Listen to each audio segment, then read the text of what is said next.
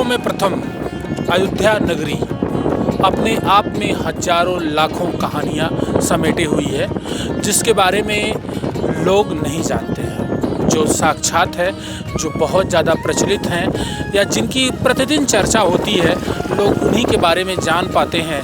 लेकिन ऐसे आज भी महत्वपूर्ण धार्मिक शास्त्रीय स्थल मौजूद हैं जो लोगों की जानकारी से दूर हैं, उनके महत्व के बारे में लोग अभी नहीं जानते हैं।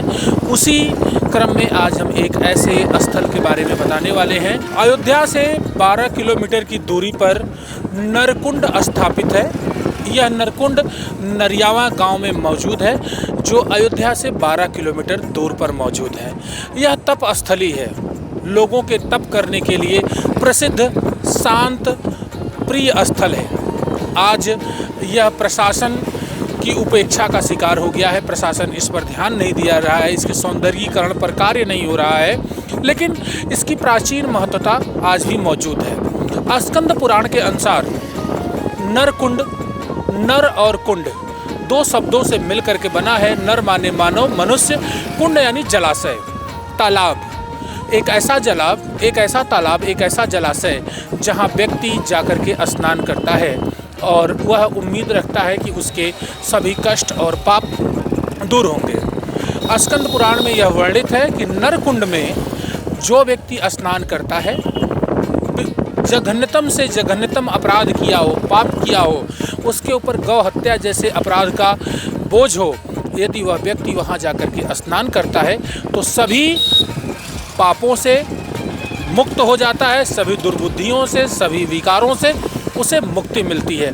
यह इतना ही प्रसिद्ध प्राचीन ऐतिहासिक स्थल है। इसके बारे में स्कंद पुराण में यह भी वर्णित है कि यहाँ पर बहुत ही महानतम ऋषि मुनि यहाँ पर बैठ करके तपस्या करते थे और मोक्ष की प्राप्ति के लिए साधना करते थे और अपनी साधना में विलीन हो जाते थे और अपनी साधना के माध्यम से ईश्वर को प्राप्त करने का प्रयास करते थे।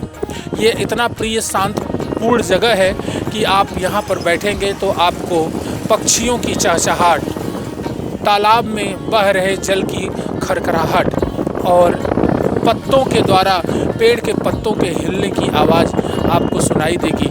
आज भी यहाँ पर किसी भी प्रकार का आर्टिफिशियल शोर नहीं आपको सुनने को मिलेगा और शांति से आप यहाँ पर बैठ करके तपस्या कर सकते हैं। यह नरकुंड अयोध्या से 12 किलोमीटर दूर पर है, जिसके सौंदर्यीकरण के लिए, जिसके विकास के लिए अब अयोध्या के लोगों ने आवाज़ उठानी शुरू कर दी है कि यह इतना प्राचीन पौराणिक महत्व का स्थल है।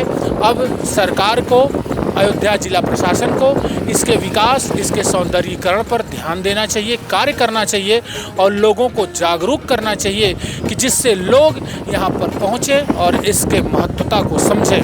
और सबसे बड़ी खास बात यह है, कार्तिक महीने की एकादशी के दिन यदि आप इस नरकुंड में स्नान करते हैं तो 100 साल के अंदर जितने आपने पाप किए हों, सब उसी एकादशी के स्नान से आपके सारे पाप दूर हो जाते हैं और आपको मोक्ष की प्राप्ति होती है। इतना महत्वपूर्ण यह नरकुंड स्थान है। तिलक पत्रिका के लिए अयोध्या से मैं देवेश पांडे।